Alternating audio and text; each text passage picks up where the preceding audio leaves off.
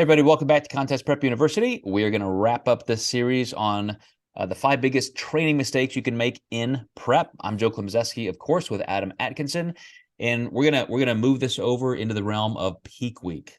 And right before we were recording, I was having a video chat with a client who has a peak week coming up, and of course, this is one of the topics, Adam, to cover. Like, what's it going to be like? What's it going to be like? It's like everything going to be different. And the first thing I said was, okay, first of all, you're going to be super unimpressed that it looks like a pretty normal week. Like, we're not going to do all these crazy changes. And for training, we're still going to keep it spread out pretty normally. Of course, it depends on what your normal training routine is like, your normal splits, when you're traveling, what day you're competing, that sort of thing. But we're definitely not doing the stupid, like, just carb depletion. And so let's cover every body part in 2 or 3 days and run through intentional glycogen loss. It's going to be pretty normal work, with maybe taking the edge off a little bit on volume and intensity, because I don't want you to be necessarily sore.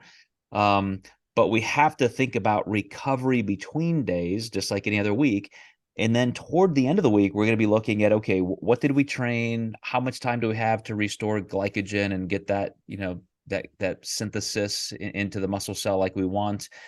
Is there anything that we're going to do the day before? Is there going to be anything we do the morning of? There's some real details to get into toward the end of the week, but as an overall framework for peak week, what do you do that might be considered different?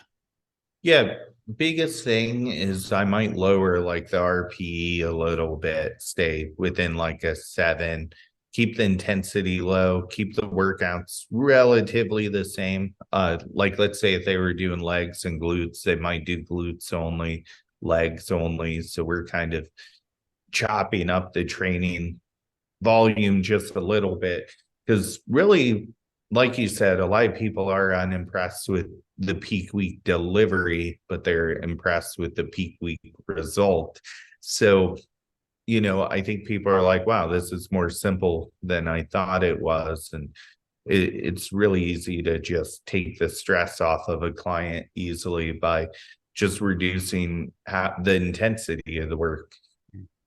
So is there a time, and I'm gonna ask this a little bit in a loaded way. I think you and I would agree, as I mentioned, we're not going to do like you're going to train Sunday, Monday, Tuesday, or Monday, Tuesday, Wednesday, and we're doing it just to blitz glycogen out of the muscle cell. Why would you and I not do that necessarily? Yeah, well, you're almost reversing the work that you're doing by pushing the food into the muscle tissue. You're going to use as energy and just probably stay the same all week if you're overdoing the training. You can, of course, back it up with higher amounts of food, but you're going to let those first couple days escape away. And the more time you can spend loading and getting the physique fuller, you can kind of find your threshold along the way easier. The sooner you see that threshold, the better Mhm. you know that client can be their best on show day. Mhm. And I would say, for those of you watching or listening that just have questions, because this is not about peak week, this particular topic, we have plenty of series on that and why we don't do the depletion and that sort of thing. And from a carb depletion standpoint, we're using exercise as a way to get rid of as much glycogen as possible.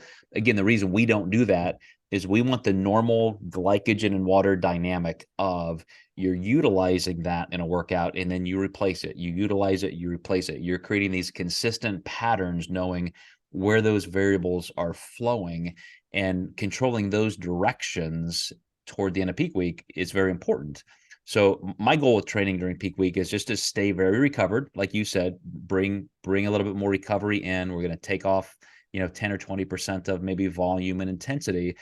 But when we get toward the end of the week, I know you and I both look at this as, okay, this is our last shot, Thursday, Friday, Saturday, peak week, to really be using training as a variable to make a change. So are there times you would say, okay, for this person, 2 days before the contest, we're going to do this, versus another client or another division client, they're going to do this instead? This person doesn't train on Friday, but this person does. Like, what are some of the things you're circling through when you make those decisions? Yeah, travel, like sometimes the possibility to train is just not there. I've had a couple of clients who've done, nearly 24-hour flights to get to where they're going. So we're obviously not going to train on those days.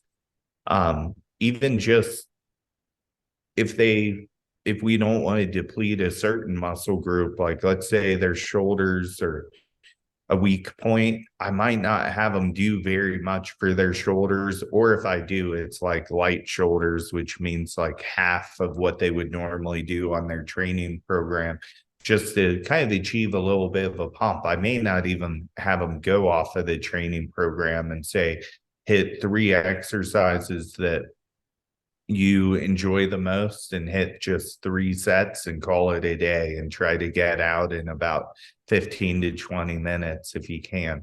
So, there are situations with divisions we're trying to keep maybe a certain muscle group fuller than another. So that kind of goes into the peak week design of the week. Mm-hmm.